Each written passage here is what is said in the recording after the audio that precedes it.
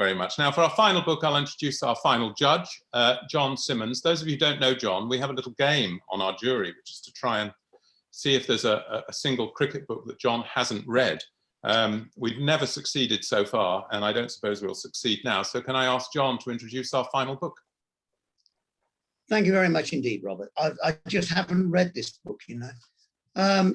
Final Innings by Christopher Sandford, Cricketers of Summer 1939. It's published by the History Press. There were a couple of reviews when it came out that said it's a companion piece to his earlier book. He wrote a book on the 1914 season called The Final Over. I didn't think it was at all. It's a very different book because it was a very different prelude to war and a very different war. I just wanted to ask Christopher whether he thought that as well. So, Christopher? Well, yes, thank you. Obviously, there are some characteristics in common.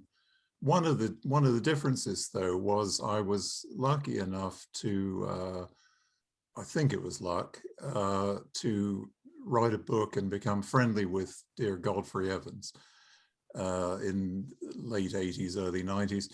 Now, God is significant because he was one of those cricketers who was tragically, you know, his career was just getting going in 1939.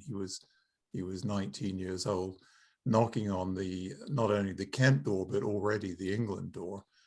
And he was fascinating, as he was on so many subjects, particularly on the question of what day-to-day life was like as a young county cricketer in 1939. And of course, what happened in the next 6 or 7 years when play was suspended. So I had that first-hand source, which of course wasn't available for the 1914 book. Even my memory didn't stretch back, or my context didn't stretch back. So I had some first-hand reports, some first-hand accounts and diary evidence, and there was more material that I hope gave it a sort of a human face to that book than there was to the earlier one.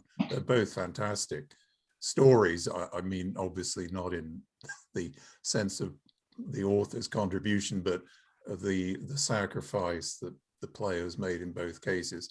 But the 39 one, I think, had more of a human face to it. Yeah, I did know Godfrey Evans actually describes county cricket life as the feudal system. Yeah. Which, yes, Brian Sellers would have approved at Yorkshire. Yes, very much so. I mean, it's fair to say that a lot of the books about 1914 were simply cricketers who died. This is very much about cricketers who survived, who went on to play after the war, and it's their story as much as, although the people who died are duly commemorated, it's as much their story. Yes, I mean, it's what struck me was how sort of seamlessly, apparently seamlessly, things continued in 1946. I mean, here we are, even in the dear state of Washington, where I speak today, we are only in just starting year 2 of this wretched lockdown. And even Dr. Fauci, I don't think, has come up with a 7-year possibility. And you think about how much of their lives were lost. Again, in Godfrey's case, you go into the war, you're 19, you come out, you're 26, which is sort of middle-aged almost for a test cricketer to be getting started. And what always struck me was how they just dusted themselves off and basically got on with it. It's a remarkable story of resilience on their part. I'm aware that time presses, but I'm determined, for those who haven't read the book, or even those who have read it, can you please give us the wonderful anecdote about Dennis Compton being admonished in the Lord's Pavilion? Yes, he came down. Dennis had just, I think he'd scored 100, but if it wasn't 100, it was something close to that. And feeling understandably quite happy with life, he walked down the stairs of the Lord's Pavilion. This was after the war, considerably after the war, maybe the early 50s. Walked down the steps of the pavilion, and I'm sure there was a throng of autograph collectors and fans and whoever else waiting for him. But he was stopped on the way down by a member of the, I think it was the Middlesex hierarchy, and said, he said to him, Compton, you should be wearing a tie in your progress from the dressing room to the back door of the pavilion. And I remember Dennis was saying I was about 38 years old at the time and not unknown as a personality. And it was like being back at prep school or something. This sort of, again, the feudal system was very much alive and kicking after the war as it was before the war.